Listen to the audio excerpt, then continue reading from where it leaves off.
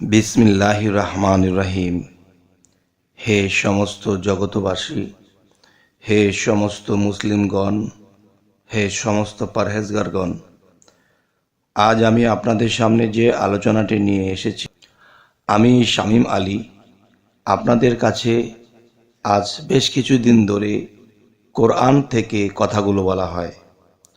অবশ্যই আপনারা এই কথাগুলো যারা শ্রবণ করছেন এবং মানার চেষ্টা করছেন, ইনশাল্লাহ লাভবান। কেননা কোরআনের বাহিরে কথা নেই, কোরআন দিয়ে কথা। যা দিয়ে কথা বললে এখানকার ভুল ধরার মতো কারো ক্ষমতা নেই। তাই আমি বলবো যে আজকের আলোচনা হলো সূরা তাগাবুন।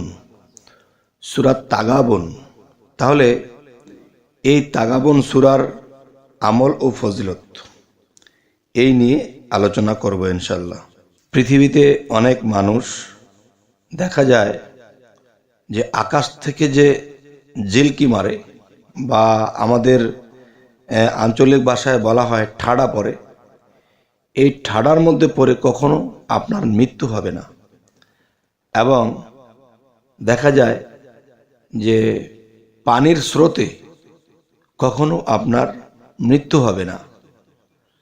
এবং দেখা যায় যে হঠাৎ করে মানুষে আগুনের মধ্যে বা আগুন এসে উপরে পড়ে যায়, বা আগুনের মধ্যে লোকটা পড়ে যায়, এরকম ধরনের মৃত্যু আপনার হবে না। আর হবে না সেটি হলো সূরা তাগাবুন এর আমল ও ফজিলতগুলো করলে। আচ্ছা, তাহলে এই সূরার আমল ও ফজিলত করলে আর কি কি সুবিধা আল্লাহ আমাদের জন্য রেখেছেন দেখেন। একটা সূরার মধ্যে কিন্তু শত শত, দেখা গেছে শত শত সুবিধা আমাদের জন্য আল্লাহ রেখেছেন, কিন্তু শত শত সুবিধা আমরা নেই না।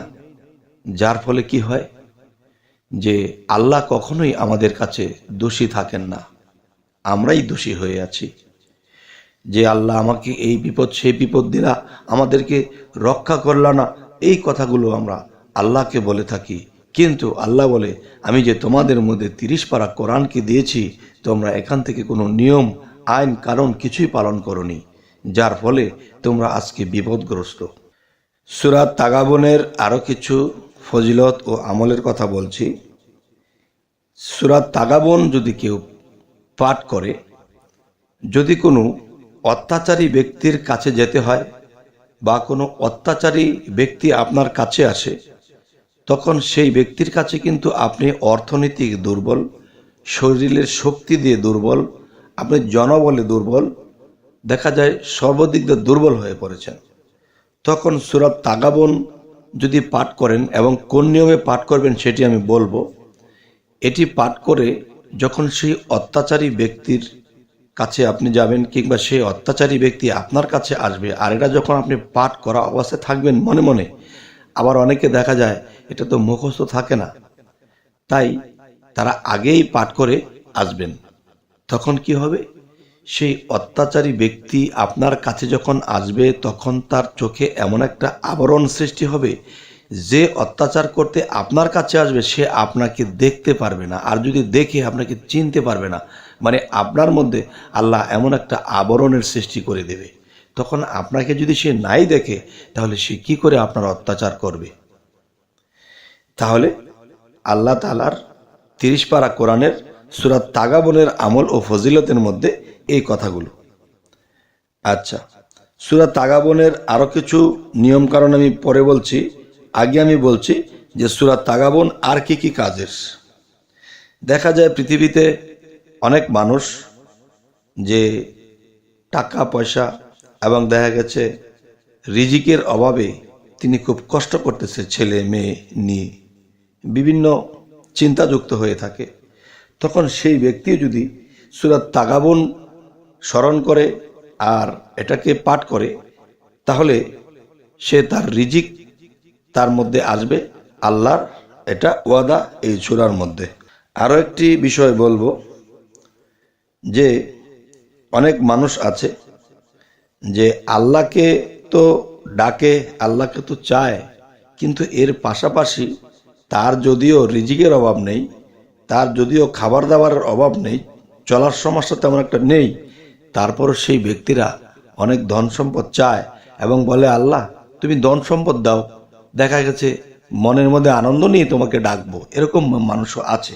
আবার কেউ আছে যে আল্লাহ তুমি যখন যেভাবে রেখেছো আলহামদুলিল্লাহ, এই কথাগুলো যারা বলে তাদের প্রতি আল্লাহ সন্তুষ্ট যে যখন যেভাবে রেখেছো আল্লাহ আলহামদুলিল্লাহ।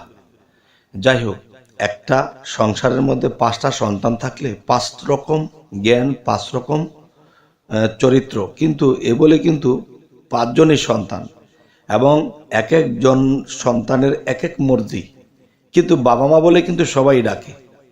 তবে এই জিনিসগুলো এভাবেই বুঝে নিতে হবে, আল্লাহর বান্দাকে দেখা গেছে সব বান্দা এক নয়, কেউ সম্পদ পেয়ে আল্লাহকে ডাকে, কেউ সম্পদ না পেয়ে আল্লাহকে ডাকে, আবার কেউ কোনো কিছু চাহিদা আল্লাহর কাছে করে না, আল্লাহ যেরকম রেখেছে এরকমই।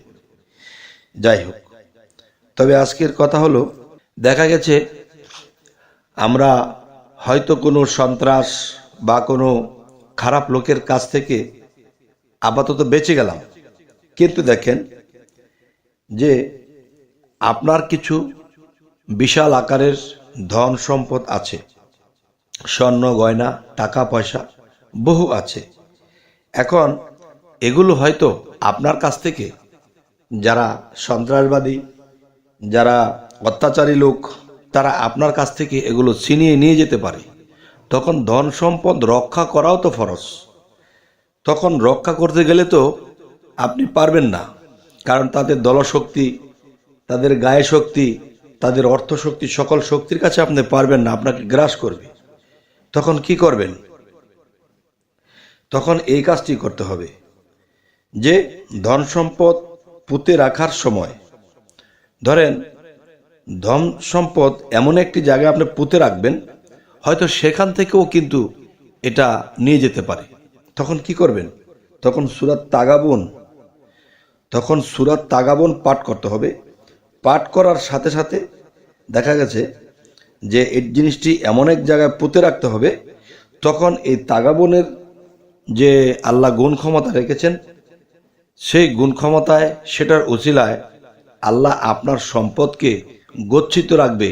আপনি যদি পরেও কখনো আসেন, তাহলে আপনার সম্পদ আপনি সেখান থেকে ফেরত পাবেন। আচ্ছা, তাহলে কোনটা কোন নিয়মে কিভাবে কি করতে হবে আমি সে বিষয়ে বলছি ইনশাল্লাহ, একটু লক্ষ্য করে শুনবেন। সূরা তাগাবুন এর আমল ও ফজিলত প্রত্যহ একবার করে এই সূরা তাগাবুন পাঠ করলে দৈব মৃত্যু হবে না এই সূরার আমলের কারণে, এবং 3 বার করে পাঠ করলে আয় রোজগারের বরকত হয়, রিজিকের অভাব হবে না। এই সূরা তাগাবুন পাঠ করে অত্যাচারী লোকের নিকট গেলে তার নিকট হতে নিরাপদ রাখবে আল্লাহ। এই হলো এক। আর এক হলো, ধন সম্পদ আপনি লুকিয়ে রাখতে চান, পুঁতে রাখতে চান, রাখুন। এমন একটি জায়গায় পুঁতে রাখবেন যে জায়গায় রাখার সময় আপনি সূরা তাগাবুন পাঠ করবেন, সেই গচ্ছিত সম্পদ সম্পূর্ণ নিরাপদ রাখবেন আল্লাহ। সুবহানাল্লাহ, আলহামদুলিল্লাহ।